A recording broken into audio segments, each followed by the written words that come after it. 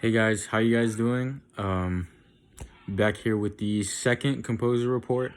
I've been doing good.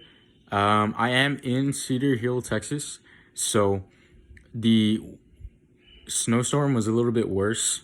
The conditions were a lot worse over here, and so my internet's been off and on for the past couple of days. It did turn on for the first time today, but prior to that, we had consistent power outages, but doing relatively okay. That's what I've been up to lately. But now let's go to the composer report. So the composer that I chose to research this time around was Aaron Copland.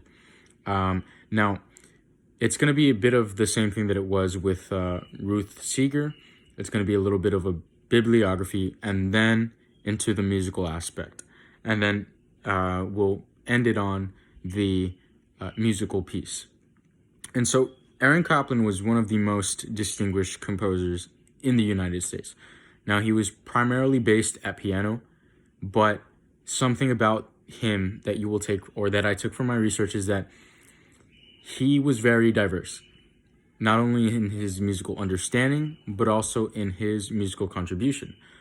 One of the biggest things that led him to be successful as a composer was he believed in this self-awareness, or this self-critical awareness that you needed to have instilled during the creative process, as he so called.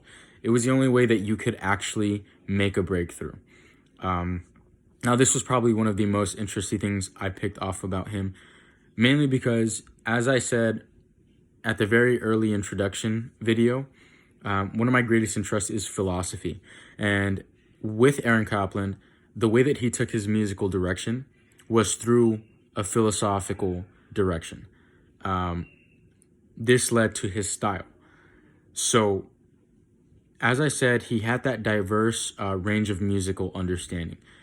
And that philosophical movement that he took was basically his everyday way of life. How he looked to every day, how he had awoken to every day. Now, not only did he have a jazz dynamic to his music, he had an American dynamic to his music, and then during a 1930s American political shift, he also incorporated a little bit of Anglo-American folk.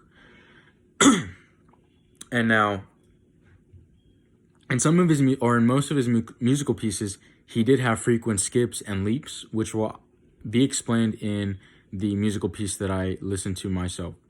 Now, his melodies were very closely related to his harmonies. And most of his works were in ballet, opera, and film.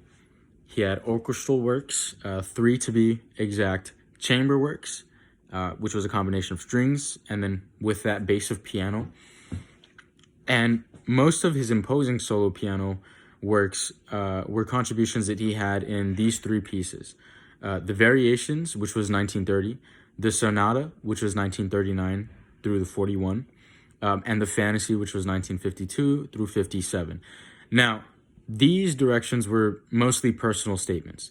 They were breakthroughs in his career, as well as how he was doing personally and what he tried to convey to his own feeling and connection with his music.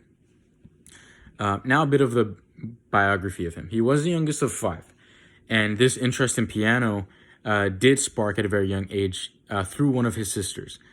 He was taught to play piano and was introduced to opera and ragtime.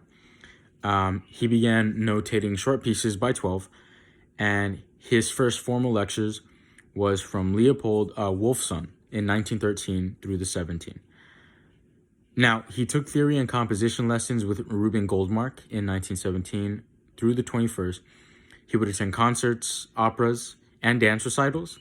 Now, this was mainly to compensate for that missed education, because he chose this route instead of that educational path.